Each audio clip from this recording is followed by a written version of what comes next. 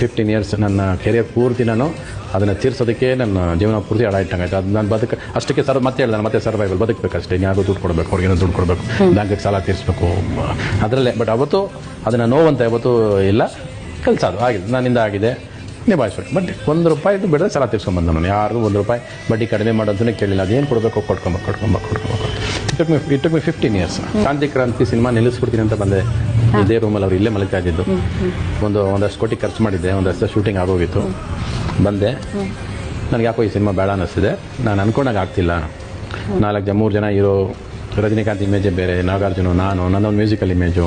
ಇದನ್ನು ರಜನಿಕಾಂತ್ ಅವ್ರು ತೆಗೆದ್ರೆ ಆಗ್ತಿಲ್ಲ. ಪ್ಲಸ್ ಸ್ಟೋರಿ ನಾನು ಅಂದ್ಕೊಂಡಂಗೆ ಗ್ರೋಲ್ ಸಿಕ್ತಲ್ಲ. ಹಂಸಲೇಖ ಬರೀಬೇಕು, ಅದಾದ್ಮೇಲೆ ತೆಲುಗು ಬರೀಬೇಕು, ಅದಾದ್ಮೇಲೆ ತಮಿಳು ಬರೀಬೇಕು. ಎಲ್ಲ ರೈಟರ್ಸು ಥರ ಜಂಬಲಾಗಿ ಹೋಗ್ತಾ ಇದ್ದೀನಿ ನಾನು. So I think I will stop this picture ಅಂತ ಹೇಳ್ತೀನಿ ನಾನು. ನಿಲ್ಲಿಸ್ಬಿಡೋಣ ಪಿಕ್ಚರು. ಕಪಾಳ ಕೊಡಿಲಿಲ್ಲ ಅಷ್ಟೇ ಅವರು. ಅಂದರೆ ಅಷ್ಟು ಸಿಟ್ಟು ಬಂದ್ಬಿಡ್ತು. You will never utter this word again, go ಅಂತ ಕಳಿಸಿದ್ದು. ಪ್ರೆಸ್ಟೀಜ್ ಅಂತ ಮರ್ಯಾದೆ ಪ್ರಶ್ನೆ, ಕಂಪನಿ ಮರ್ಯಾದೆ ಪ್ರಶ್ನೆ ಅಂತ ಹೇಳಿದ್ದು.